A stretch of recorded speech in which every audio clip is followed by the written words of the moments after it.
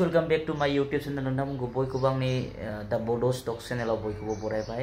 थ' बे समाव नोंथांमोननो बिग ब्रेकिं निउज मोनसे होनो सानदों। थ' BJP नि देरहासारनाय होनना बुंनो नांगोन। आनकन्टेस्टेड देरहादों BJP निफ्राय सासे केन्डिडेटआ।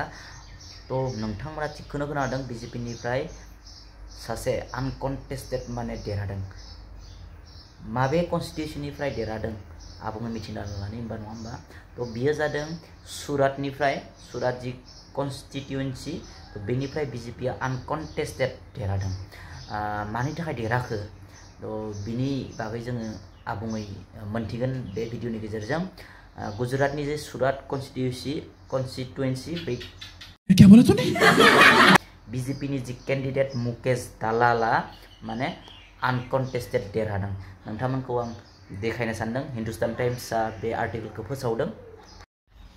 तो गाइसमोन, बेनो BJP नि कैंडिडेट मुकेश दालाल इलेक्टेड अनअपोज फ्रॉम गुजरात सुरात लोकसभा सीटनिफ्राय।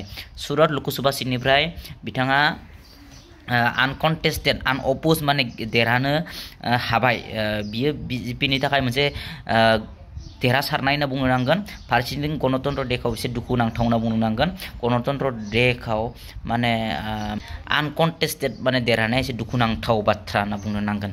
दा बे समाव आबुङै मिन्थिना लानोसै जोङो माबोरै माने देरहानो हाखो, बोरै देरहानो हाखो, बेनि बागै जोङो आबुं माने जि आर्टिकल हिन्दुस्तान टाइम आर्टिकलखौ फोसावदों, निउसावबो दायो होगासिनो दङ। थ' जों आर्टिकलखौ नायगोन। थ' BJP नि थाखाय मोनसे माने भिक्टरि देरहासारनाय होनना बुंनांगोन। थ' सानडे खालि बियो मा जादोंमोन? सानडे खालि माने जि नमिनेशन फर्म बियो रिजेक्ट जादों। कंग्रेसनि जि कंग्रेस केन्डिडेटआ जादों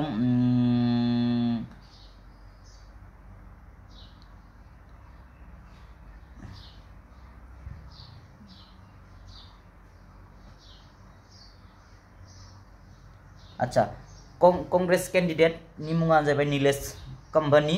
बे कंग्रेसनि जितु माने केन्डिडेट, बिनि जितु माने नमिनेशन फर्माव साइननि एसे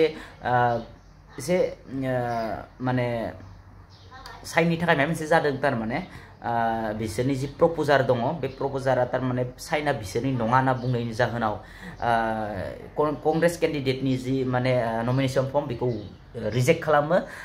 बेनि उनाव जितु माने अल्टारनेटिभ सासे थाबावो नालाय, बिनियाबो बेबायदिनो एखे प्रब्लेमनि थाखाय बेबायदि जानो गोनां जादों।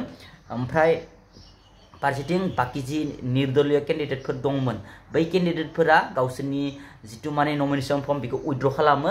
थ' बेनि थाखायनो BJPआ माने BJP नि जि केन्डिडेट सुरातनि माने सुरात लोकसभा सीटनि जि आच्छा मुकेश दालाल बिथाङा देरहासार जानो हायो। थ' बियो BJP नि थाखाय मोनसे मा होनगोन गोदोर मोनसे देरहासारनाय। नाथाय गणतन्त्र थैनाय होनना बुंनो नांगोन दिनैनि तारिखाव। थ' आनकन्टेस्टेड देरहानाया एसे दुखुनांथाव बाथ्रा। थ' नोंथांमोनानो सानदो, बिदिनो जुदि